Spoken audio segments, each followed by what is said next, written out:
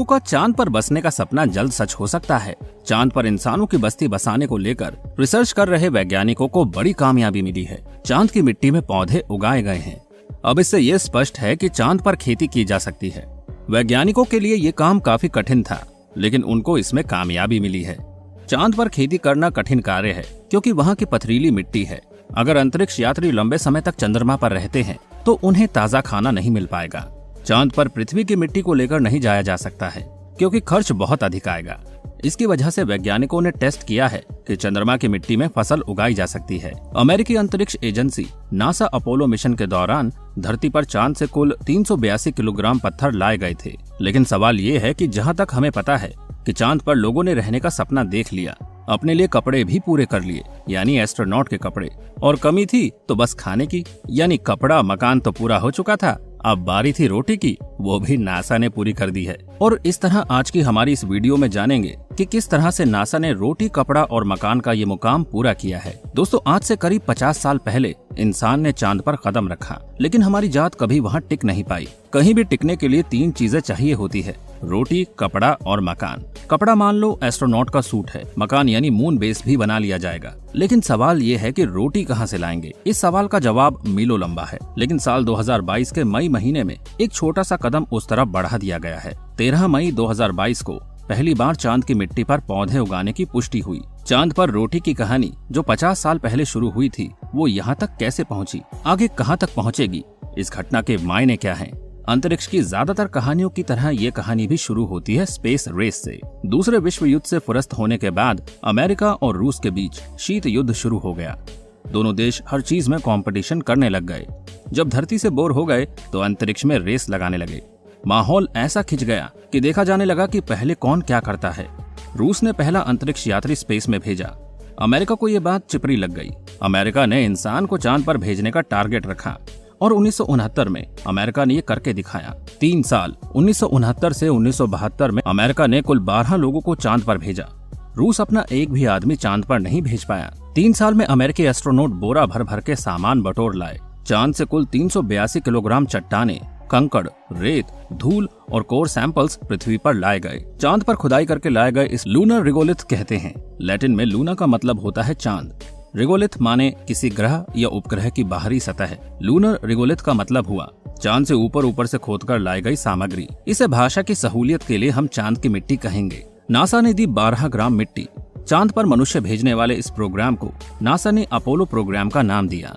Apollo programme के लोगों ने बड़ी दूर की सोच रखी थी। उन्होंने सोचा कि यार, आज तो हमारे पास कायदे की टेक्नोलॉजी नहीं है, लेकिन भविष्य में हम तरक्की करेंगे, तो ऐसा करते हैं, ये चांद की मिट्टी बचा कर रखते हैं और फ्यूचर में बेहतरीन टेक्नोलॉजी की मदद से इसको समझा जाएगा। 2022 में यही हुआ।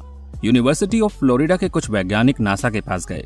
इन वैज्ञानिकों ने कहा कि यार, अपोलो मिशन में जो चांद से मिट्टी लाए थे, उसमें से हमें 4 ग्राम मिट्टी दे दो। नासा से 12 ग्राम चांद की मिट्टी पाने के बाद ये फ्लोरिडा यूनिवर्सिटी के साइंटिस्ट काम पे जुट गए। उनको पता करना था कि क्या चांद की मिट्टी पर पौधे उगाए जा सकते हैं। महीनों के शोध के बाद जवाब मिला, हाँ, ऐसा किया जा सकता है। इस एक्सपेरिमेंट के लिए एक खास पौधे का इस्तेमाल किया गया, अरेबिडोप्सिस थैलियाना। इस पौधे का नाम आपने शायद ही पहले कभी सुना हो। इसके बारे में इतना जान लीजिए कि ये ब्रोकली और फूल गोभी का रिश्तेदार है। लेकिन इसी पौधे को क्यों चुना गया? क्योंकि ये एक ऐसा पौधा है जिसके ऊपर बहुत रिसर्च हो चुकी है। वैज्ञानिकों को इसके बारे में ऑलरेडी बहुत कुछ पता है। इसका जेनेटिक कोड भी रिकॉर्ड किया जा चुका है। तो किसी भी नए एक्सपेरिमेंट में इन पौधों में होने वाले बदलाव को बेहतर ढंग से स्टडी किया जा सकता है। इसीलिए चांद की मिट्टी पर उगाने के लिए इस पौधे को चुना गया। इस एक्सपेरिमेंट के लिए अपोलो 11, 12 और 17 मिशन की 1-1 ग्राम चांद वाली मिट्टी ली गई। ये तीनों मिशन चांद के अलग अलग इलाकों में लैंड हुए थे।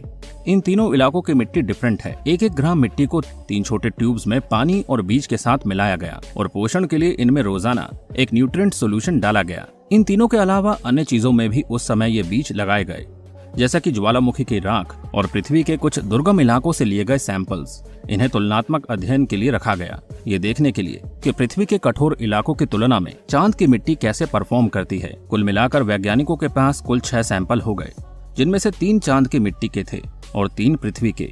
बीज रोपने के 2 दिन बाद ही ये सभी अंकुरित होने लगे। ये देखकर वैज्ञानिक बहुत खुश हुए।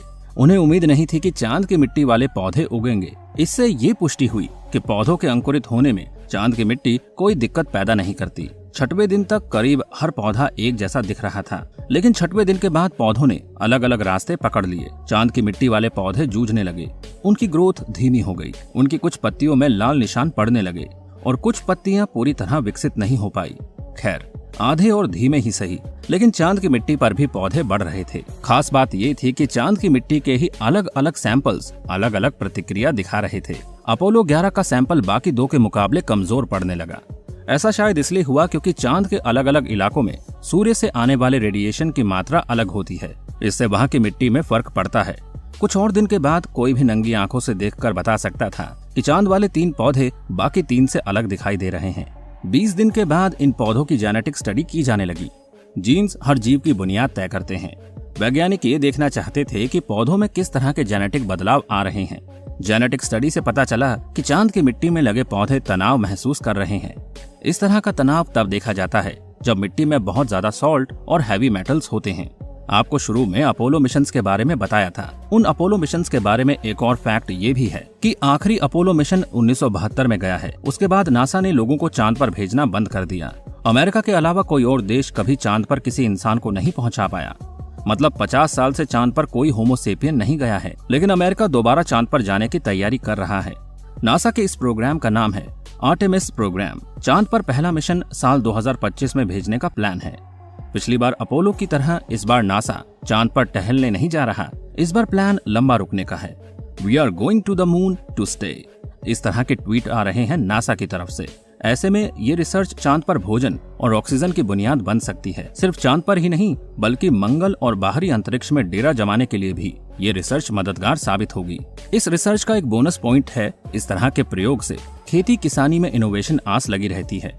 पृथ्वी के वो इलाके जहाँ कुछ भी उगाना बहुत मुश्किल है, जहाँ भोजन की कमी है, वहाँ इससे मदद मिल सकती है। ये समझने में मदद मिलेगी कि पौधे तनाव युक्त माहौल में कैसे फल फूल सकते हैं। तो दोस्तों, आप क्या कहना चाहेंगे चांद पर पौधा उगाने को लेकर?